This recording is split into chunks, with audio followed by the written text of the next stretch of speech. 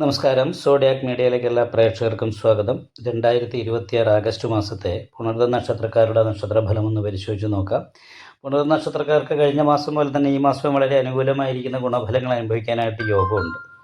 എന്നാൽ കുറച്ച് എടുത്തിയാട്ടം ദേഷ്യമൊക്കെ കൂടാനുള്ള സാധ്യത കൂടുതലാണ്. പുണർദ നക്ഷത്രത്തിൻ്റെ ആദ്യത്തെ 45 നാഴികയിൽ ജനിച്ചവരെ സംബന്ധിച്ച് ലഗ്നത്തിൽ നിൽക്കുന്നത് ചൊവ്വയാണ്. അപ്പം ലഗ്നേ ഗുജേ ക്ഷതധനു എന്ന് പറയുന്നൊരു യോഗമുള്ളവരുടെ ശരീരത്തിന് ചതവുണ്ടാകുക, തട്ടുക, മുട്ടുക, ഇങ്ങനെയുള്ള കാര്യങ്ങൾക്ക് യോഗമുണ്ട്. പെട്ടെന്ന് ദേഷ്യം വരും, തലവേദന ഉണ്ടാകുക, ഇടത്തിയാട്ടം കൂടും. അപ്പം ഈ എന്തെങ്കിലും കേട്ടാലായി ചിന്തിക്കാതെ പ്രതികരിക്കുന്നത് കൊണ്ട് അതുമായിട്ട് ബന്ധപ്പെട്ട കുറച്ച് വിഷയങ്ങൾ ആവശ്യമില്ലാതെ സംസാരിക്കേണ്ട അവസ്ഥ വരിക, ഇങ്ങനെയുള്ള കാര്യങ്ങൾക്കൊക്കെ യോഗമുണ്ട്. അത് കാരണം പ്രത്യേകം ശ്രദ്ധിക്കണം. എന്നാൽ രക്ഷാസ്ഥാനത്ത് സർവേശ്വരകാരകനായിരിക്കുന്ന വ്യാഴം നിൽക്കുന്നതുകൊണ്ട് ദാമ്പത്യ സംബന്ധമായിട്ട് അനുകൂലമായിരിക്കുന്ന ഗുണഫലങ്ങൾക്ക് യോഗമാണ്.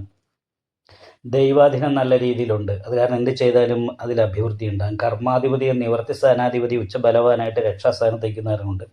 തൊഴിലിൽ നല്ല ഉയർച്ച ഉണ്ടാകാൻ സാധ്യതയുണ്ട്. പ്രത്യേകിച്ചും ഭാഗ്യാധിപതി കർമ്മസ്ഥാനത്ത് നിൽക്കുന്നതുകൊണ്ട് തൊഴിലിൽ ഭാഗ്യവർദ്ധനവിന് യോഗമുള്ള ഒരു മാസമാണ്. എന്നാൽ ഭാതൃകദേശ ശൗര്യം എന്ന് പറയുന്നൊരു യോഗമുണ്ട്. സഹായിക്കേണ്ടവരുടെ പെരുമാറ്റം, സുഹൃത്തുക്കൾ, സഹോദര സ്ഥാനത്തുള്ള വ്യക്തികൾ, സഹായികൾ, ഇവരുടെയൊക്കെ സംസാരം, പെരുമാറ്റം, ഇതൊക്കെ അപ്രിയമായിട്ട് വരാൻ, നമ്മൾക്ക് ഫേവർ അല്ലാത്ത രീതിയിലുള്ള സംസാരമൊക്കെ കേൾക്കാനിട വരാൻ സാധ്യതയുണ്ട്. അതുപോലെ തന്നെ 9ാം ഭാവത്തിൽ രാഹുവാണ്. അപ്പം ഭാഗ്യസ്ഥാനത്ത് രാഹു നിൽക്കുന്ന കാരണം ഭാഗ്യത്തിന് മുറിവ് സംഭവിക്കുക, ഇടയ്ക്കിടയ്ക്ക് ഭാഗ്യക്കുറവ് പോലെയുള്ള പ്രശ്നങ്ങൾ ഉണ്ടാകാൻ സാധ്യതയുണ്ട്.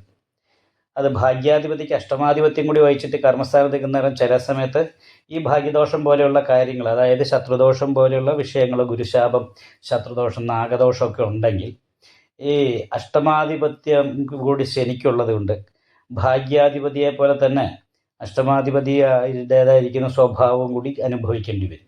അപ്പം അങ്ങനെ അഷ്ടമാധിപത്യ ദോഷം ഉണ്ടെങ്കിൽ ശനി അഷ്ടമാധിപതിയായിട്ട് കർമ്മസ്ഥാനത്ത് നിൽക്കുമ്പോൾ ചില സമയത്ത് തൊഴിൽ നഷ്ടം വരിക, അതേപോലെ തന്നെ ദാമ്പത്യ സുഖക്കുറവ് അനുഭവിക്കുക, ഇങ്ങനെയുള്ള കാര്യങ്ങൾക്ക് സാധ്യതയുണ്ട്. കാരണം കളത്രകാരകനായിരിക്കുന്ന ശുക്രനെ ശനി ദൃഷ്ടി ചെയ്ത് നിൽക്കുമ്പോൾ സന്യാസയോഗമാണ്, ഒരു അലസത, എല്ലാ കാര്യങ്ങൾക്കും താല്പര്യക്കുറവ് പോലെയുള്ള വിഷയങ്ങൾ ഉണ്ടാകാൻ സാധ്യതയുണ്ട്.